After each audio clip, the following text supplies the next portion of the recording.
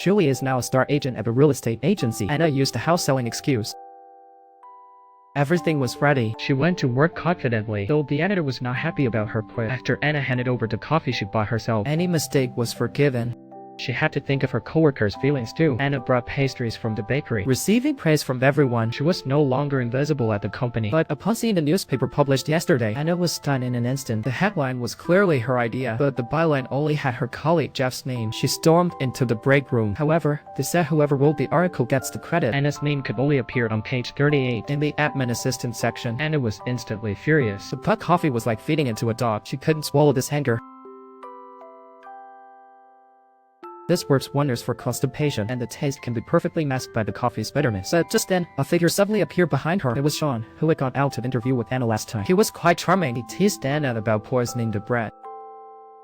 Then he'd be willing to eat. As they laughed and joked, Jeff walked in. There was only one piece of jam bread in the break room. Sean was munching on it, but there was jam smeared on Anna's lips as well. Anyone would think something fishy was going on between them. Just as the mood began to lift, an old lady suddenly barged into the newsroom. She was there regarding yesterday's headline. When Anna went to the interview that day, it was meant to cover her son's good side, but now the newspaper portrayed her son as a villain. She must call for answers. I must admit, Jeff is quite responsible. He stepped up to say he wrote the article.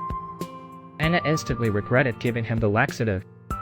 After sending the old lady off with facts, Jeff was locked in the bathroom for good. It took effort to clean it up, but he was left utterly drained. Anna showed a gloating expression. Who told him to steal my news story? She awkwardly did her makeup. Tonight with Sam is her first date. But it was hard to judge the effect. It even startled Sean, who was about to leave. He even proactively invited her for drinks. Sadly, Anna wasn't keen on the puppy. She said next time and rushed to their agreed restaurant, but she waited an entire 2 hours. Even the waiter hinted that seats were scarce. Only then did Sam rush in. One wanted to shake hands, one wanted a hug. Not sure if the bump was on purpose or not. Once seated, Sam talked entirely about business. But Anna couldn't help but like him. Sam didn't refuse either. They enjoyed a lovely evening together.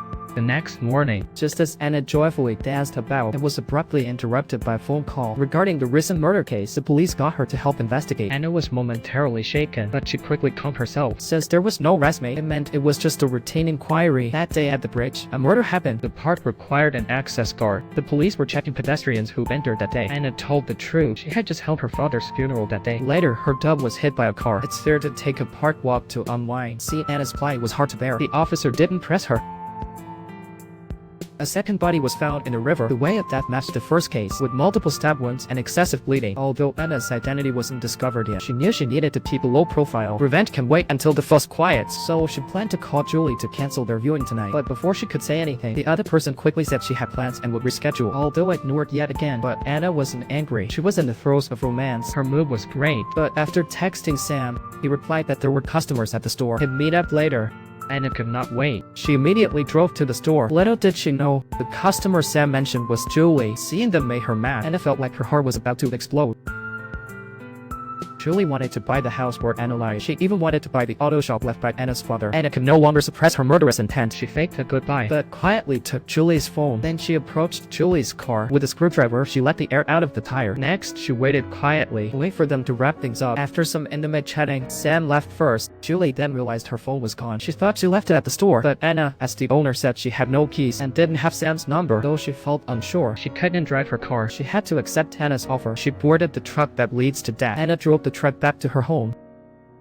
Since I have free time now, let's go check out the house. She just wants to finish the house tour and go home, but as they walked, Anna led her to the basement. She could finally unleash her true self. It was me who killed those people, but Anna was too proud and overconfident. The tall and strong Julie shoved her away. Anna's only weapon fell to the bottom of the freezer. Without a weapon, she was clearly outmatched. In a rush, Julie stepped on some cleaning product.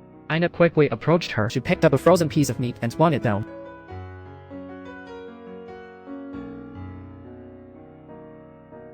Anna didn't rush things. A good hunter must understand the joy of the hunt. But on the way to work the next day, a man suddenly sat down next to her. Did he think he was still invisible? I'm sorry. Did I make you uncomfortable? The man thought he had met a female predator. Unbeknownst to him, he almost lost his life. But Anna isn't a murderer yet. Only then can you achieve that. But she's getting close. Then her revenge would be complete. Julie launched a verbal attack. She claimed Anna's current state was no one's fault. It's because she ruined her own life and was jealous of her happy life. Furious, Anna nearly stabbed her, but in the end, she couldn't do it. Killing Julie would only be a physical revenge. Only showing her life's better is real revenge. That would be real revenge. But how can she prove that? Anna, in distress, tugged at her hair again, gazing at her dad's coat on the wall. She longed to fall into her father's embrace, hoping to cry her heart out. Anna finally made up her mind to seek revenge both mentally and physically. She first went to the garage where Julie was taken last night. To make Julie go missing for days, she needed to deal with the surveillance. She entered the shop and assertively pressed Sam for dominance. Then, she unplugged the footage just on her way out. Next, she would upgrade her plan. The receptionist's role. Clearly, she couldn't compete with Julie's top agent. She confidently strode into the editor's office. She bluntly requested an internship position. The editor looked a bit puzzled. Anna said right away she had an exclusive on the serial killer. After all, Julie would eventually be killed. Now was the perfect time to present her as the third victim. The editor was quite agreeable, as long as it raised paper sales. Given an interim position was no problem to avoid police scrutiny later. Anna clearly needed a few sources on Julie's disappearance. The other three from the bullies group became the best candidates. She texted them pretending to seek apartments for Julie. She made them see Julie was gone. Then, she met with some as a reporter. She discussed the recent serial murders, leading them to suspect Julie could be the third victim. After their talk, Anna gathered exclusive news leads. But just to be safe, she paid a visit to Julie's husband while still gathering leads. She wanted to see if Julie's life was truly perfect. Sadly, she was let down. The couple seemed sweet and close. They look like a model family. Anna feels a bit mad. If not for those high school days, she might have a life like this. While her husband is on the phone, Anna chooses to take interest first, like sneaking away a bottle of red wine, taking one of Julie's dresses, and pouring the tea into the couch's crevice. If you think such behavior is too harsh, but after knowing Anna's past bullying, you would realize it's not excessive at all. Later, Anna seldom joined the class. She finished the piece on Julie as the third victim. Gazing at the signed piece, Anna and Sean happily jumped up at the same time. One wanted a high five, one a hug. Sean likes her. It's a definite closed loop. Fortunately, a phone call eased the awkwardness, but when it connected, Anna's face soured. Sister Emily is still insisting on selling the house. She has already sent a surveyor to measure the area, but Julie is still locked in the basement. She rushed back home in a panic. She barely stopped him just a second before he'd entered, but Julie clearly heard the noise outside. As soon as Anna walked in, she heard him stammering. But she wasn't anxious at all. Calmly changed into her daytime outfit, and she put on her makeup nicely. In just one day, she had started a career as a reporter, and she had 2 romances on the side. Julie had nothing nice to say, but Anna didn't care. She had no need to fight with a dying man. Sean, that little pup, was still waiting for her at the restaurant. This was supposed to be their celebration. You're full of surprises. Hey, get your hand off my wife. But Sam appeared out of nowhere, and he was calling Anna his girlfriend. Sean didn't want to be a third wheel either. He said, "See you tomorrow," then turned to leave. Anna rushed out to explain, but any explanation now would just be a cover-up. After all, it was her first love. It's normal to not know the right size, but she never thought she found a nice surprise outside. He was complaining about Julie being missing again. Anna noticed something was off. She quickly said you can't drive after drinking, and took the man home, and friends who have dealt with him know you can't treat the drunk person like a human. Anna had a clear understanding of this. Looking at the chat history with Julie, she suddenly had a shade-forward smile. Back at home, Anna eagerly shared her discovery with Julie. It turns out her seemingly nice husband was secretly an abuser, actually suffering in pain and misfortune. Anna felt quite relieved. Began to cry on Anna's lap. I don't know how to get away from him. Anna stood there in helplessness. Should she kill this guy or not? But no matter what, the press release was issued as scheduled. What Anna didn't expect was had already caught Officer Black's attention. In essence, she was just like Hannah, both easily overlooked in their lives, just like she wanted a shower. But the landlady always turned off the hot water.